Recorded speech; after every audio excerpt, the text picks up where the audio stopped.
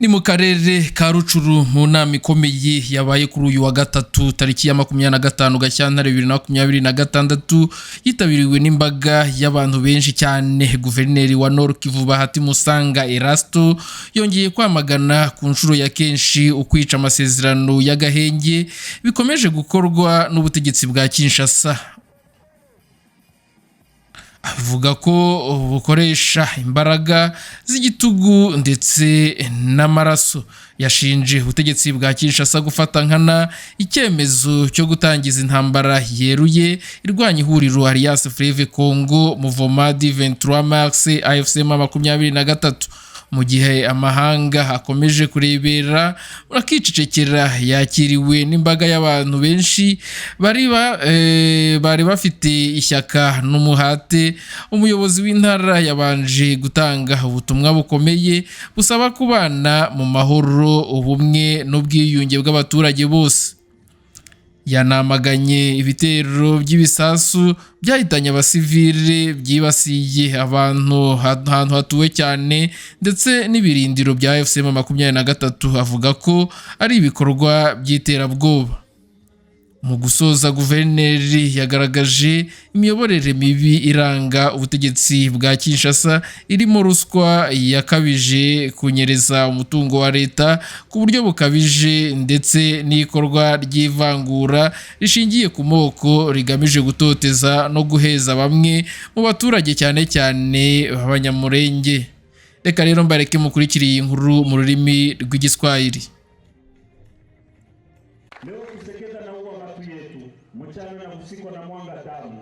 Buri munsi Tshisekedi yica abantu bacu, buri manywa n'ijoro amena amaraso.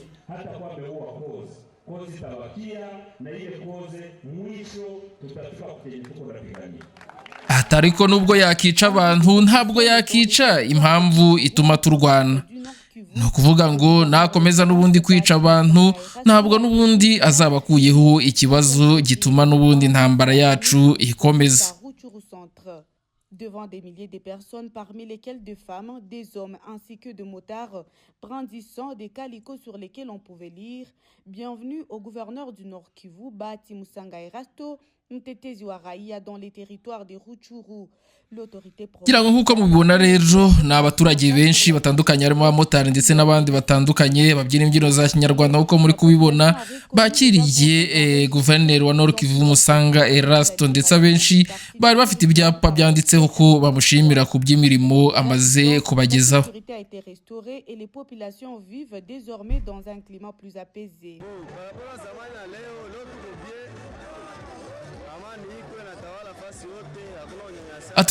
Ugereranyije na kera ubu ngubu ibintu bimeze neza. Ntabwo rwose wabigereranya kubera ko nta kibazo dufite, kandi rero nta n'abagihohotera abantu nk'uko byakorwaga mbere. Tout en promettant des solutions urgentes avec l'appui de la haute hiérarchie de l'AFC M23.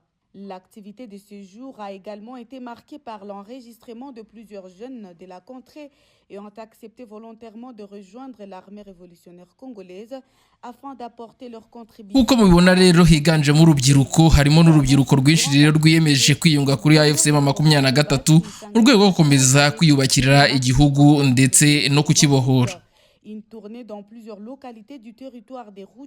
Huko munsi weje aya mashusho yose nayabagejejeho, guverineri wa Nord Kivu yageze n'ishasha, aho rero yasuye umupaka uhuza igihugu cy'Ubugande ndetse na Repubulika ya Demokarasi ya Kongo. Lors d'un meeting tenu à Ishasha, Bahati Musanga Erasto a appelé les habitants à vivre ensemble en bannissant tout discours de haine tribale. Le même message a été réitéré dans toutes les localités visitées. Huko nawe babwiye ubutumwa Bahati Musanga Erasto yagejeje ku baturage nubwo kubana mu mahoro birinda ivangura iryo ari ryo ryose. Corruption, des détournements des deniers publics et des discriminations ethniques entre autres.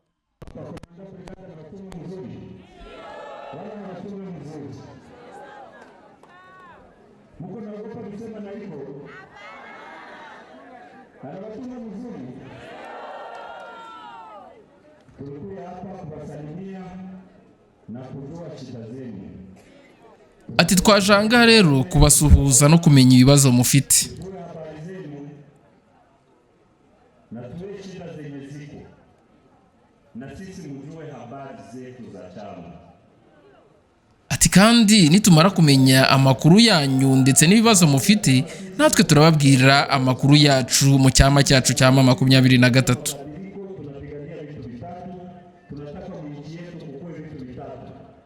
Ati twebwe turarwanira ibintu bitatu. Icya mbere ni amahoro, kandi turabona ko amahoro muyafite.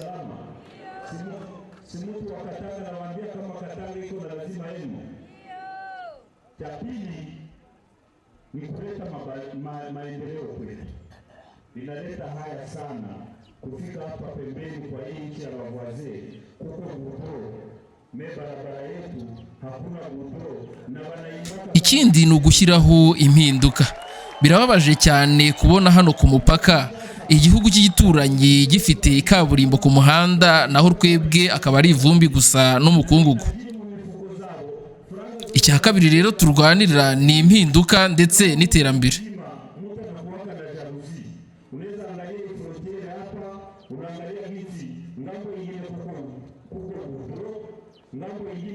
Ati ibi byose byatuma umuntu agira ishyari. Birababaje rero kuba wareba hakurya mu gihugu cy'igituranyi ukabona imihanda yabo irimo kaburimbo, ariko wakambuka uzi wacu ugasanga ni imihanda y'ibitaka ndetse itaritaweho.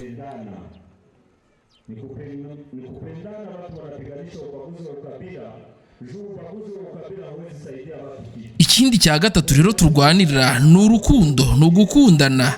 Rukundo rumwe rudafite ivangura, rumwe rutavangura amoko ugendeye ku cyo umuntu ari cyo.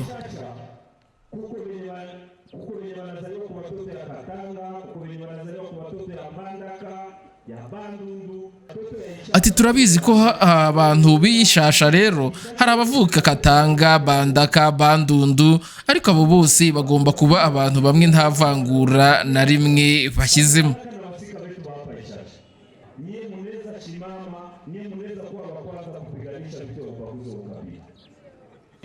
Ati turabizi ko mwebwe abantu bayishasha mushobora kuba abantu ba mbere murwanya ivangura bwoko.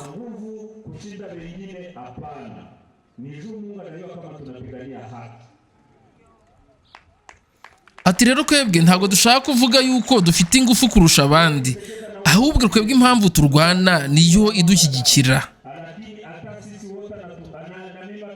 Ati cyiza rero ni uko twebwe turwanira ukuri.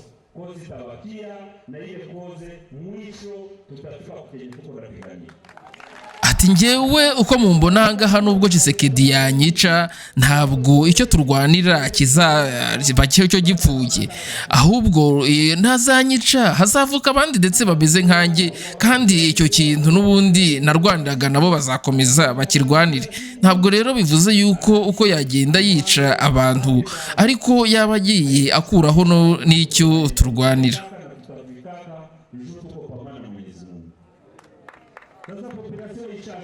Rero kubera ko turi kumwe n'Imana turabizi yuko tuzarwana iyi ntambara kandi tukayitsinda.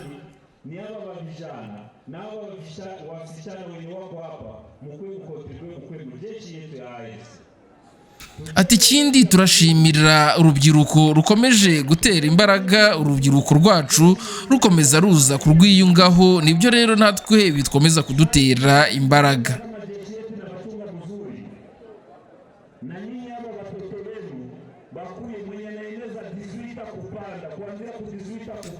Ati ikindi kandi turashimira ababyeyi babo baduhereza aba bana, murabona ko abasirikare bacu babayeho neza. Ikindi cyo dusaba nuko ababyeyi bakumvisha abana babo barengeje imyaka 18 ndetse nabo ubwabo bakabumvisha kuza bakatwiyungaho ku gisirikare cyacu, bakabasha kubohora igihugu cyacu no kurwanya akarengane.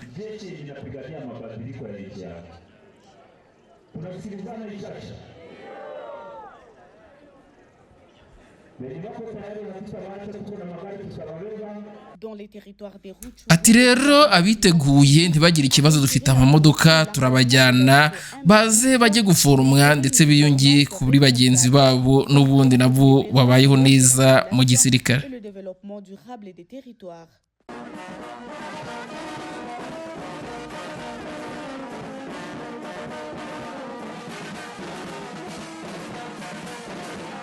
Et donc, le Rwanda, depuis 1994, a pris goût à l'exploitation de ressources minières de l'Est de la RDC. Comme vous avez suivi précédemment, si vous regardez la ceinture aurifère de l'Est de la République démocratique du Congo se situe principalement dans l'Est. Alors moi, je ne sais pas comment Dieu ou la nature nous dotait des richesses, mais par exemple, pour l'or, ça se limite vraiment à la frontière. Et donc, le Rwanda, n'oubliez pas qu'avec l'AFDEL, donc le premier fils du Rwanda, c'est l'AFDEL, et on va revenir au fils actuel pour vous mettre au cœur du conflit, a appris à se construire en maintenant l'Est de la RDC dans une situation de conflictualité ou d'insécurité permanente. Et donc, toute idée de paix ou de stabilité contrarie les ambitions économiques du président rwandais. Et donc, c'est dans cette logique qu'il a commencé avec l'AFDEL, plus tard le RCD, plus tard le CNDP, plus tard le M23, encore le M23. Je rappelle que lorsque le président de la République arrive aux responsabilités en 2019, parmi les premières actions qu'il a entreprises, c'est d'ailleurs la réconciliation des présidents rwandais et ougandais. Ça s'est passé en août 2019, quelque part en Angola et dans la frontière de la RDC. C'est pour vous dire que la République démocratique du Congo, de par son histoire, il y a des aînés dans la salle, en termes de doctrine diplomatique, nous avons toujours prôné une doctrine de paix. Nous sommes le pays en Afrique qui a le plus grand nombre de frontières internationales. Nous en avons 9. Nous avons à ces titres-là des tribus sur les bords des frontières, j'y reviendrai, qui font que nous, comme République démocratique du Congo, nous sommes non pas seulement les pays moteurs de la région, mais nous sommes le pays moteur du continent et nous avons, nous, les capacités de régler d'autres problèmes de l'humanité. Et donc, le narratif qui est porté par les Rwandais est un narratif qui est assis sur des prétextes qui ne se vérifient pas, ou sur, on verra sur la question, par exemple, de discours de haine, sur une instrumentalisation d'une communauté qui n'a jamais demandé d'aucune manière au gouvernement rwandais d'intervenir pour sa protection. Et donc, il y a la question du soutien des FARDC aux FDLR. On peut prendre les slides suivants. Alors, les FDLR, c'est qui? Les FDLR, ce sont des Rwandais. En 1994, lorsqu'il y a eu les génocides, nous avons ouvert nos frontières, on a accueilli, y compris les ex-FAR, ceux qui étaient dans les forces armées rwandaises du président Habyarimana à l'époque. Nous sommes en 1994. À l'époque, ces combattants-là, parce que le président rwandais, je crois qu'il avait 37 ans à l'époque, et donc aujourd'hui, on parle des forces des FDLR qui, depuis 1994, sont en RDC. 32 ans plus tard, on en parle comme s'ils constituaient une menace. D'abord, de 1, si vous vous référez aux déclarations publiques faites d'ailleurs par l'ambassadeur rwandais en RDC, il disait que les FDLR ne représentaient pas de menace.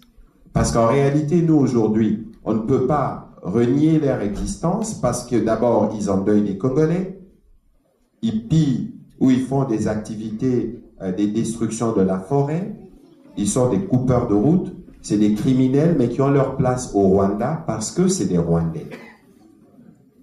Je rappelle que... Je rappelle aussi à ces propos, justement, que parce que conscient de la menace, nous, avant même que le président de la République n'arrive aux responsabilités, parce que cette guerre, comme j'aime à le dire souvent, c'est pas la guerre du président Tshisekedi. C'est une guerre qui a commencé depuis 1994, et tenez-vous bien, c'est une guerre qui a emporté 2 chefs d'État, c'est une guerre qui a emporté des millions de Congolais, et c'est une guerre qui a décimé des millions de familles, et c'est une guerre qui continue de décimer encore de familles. Vous avez suivi l'exposé du prof Maïcha tout à l'heure, et donc ça doit s'arrêter. Et je pense que nous tous, nous avons nous avons une responsabilité là-dessus. Et donc, dans les tableaux du milieu, vous allez voir que nous avons, nous, organisé des opérations nous-mêmes. Souvenez-vous que l'honorable Vital Kamerhe a été évincé de son poste en 2010 parce qu'il avait demandé, reproché au président Kabila d'avoir autorisé des opérations conjointes avec les troupes rwandaises sans l'aval du Parlement. Et donc, sur la question de FDLR, ce qu'il faut retenir, c'est que c'est des Rwandais qui doivent rentrer au Rwanda et que c'est des forces qui ne représentent pas des menaces à la sécurité du Rwanda. Et nous, comme République démocratique du Congo, nous avons pris l'engagement, y compris, on vous a distribué les accords de Washington, de traiter cette question parce que c'est une question des forces qui se trouvent sur notre territoire. Mais on ne peut pas traiter cette question durablement pour les résidus qui restent tant que les troupes rwandaises sont sur notre sol parce que pour la plupart, ils sont dans la partie du territoire occupée par les forces rwandaises. Alors pourquoi nous les présentons comme un prétexte? Parce que souvenez-vous, les différentes mutations du Rwanda. N'oublions pas, c'est aussi l'histoire, même si ce n'est pas une belle histoire, qu'en 1997, c'était un Rwandais qui dirigeait les forces armées dans notre pays. James Kabarebe, qui est aujourd'hui sanctionné par les gouvernements américains, qui est à l'architecte de toutes ces guerres à répétition dans l'est de la RDC. N'oublions pas qu'il y a eu les RCD qui ont occupé les parties du Kivu pendant plus de 3 ans. Ces FDLR, ils étaient là. Quand le président de la République est arrivé, et les chiffres sont renseignés là, nous avons continué à les rapatrier parce que c'est des Rwandais et ce n'est pas tous qui sont des unités qui peuvent combattre parce que pour la plupart, ils ont l'âge du président Kagame. Tout au moins ceux qui, en 94, s'étaient réfugiés en RDC, quelles sont les capacités qu'ils ont pour se maintenir pendant 32 ans et représenter une menace. Et aujourd'hui, dans les narratifs mensongers du Rwanda qui a évolué, on vous parle d'idéologie génocidaire. Mais il faut m'expliquer qu'est-ce qu'ils mettent comme contenu dans l'idéologie génocidaire, si ce n'est les besoins permanents du Rwanda de surfer sur la culpabilité internationale de ne pas avoir agi très vite pour stopper les génocides. Parce que cette question du génocide, autant elle nous a choqués, autant elle a choqué la communauté internationale. C'est pour ça qu'il y a une... On peut passer au slide suivant. C'est pour ça qu'il y a une instrumentalisation permanente de la question des Tutsis ou des Banyamulenge. D'abord, de un, il faut que pour nous tous, ça soit clair. Les M23 ne représentent pas la communauté Banyamulenge. Les crimes commis par les M23 ne sont pas imputables aux membres de cette communauté-là. Parce que la communauté Banyamulenge chez nous, comme les autres Tutsis, sont les premières victimes de la stigmatisation du Rwanda. Je vous donne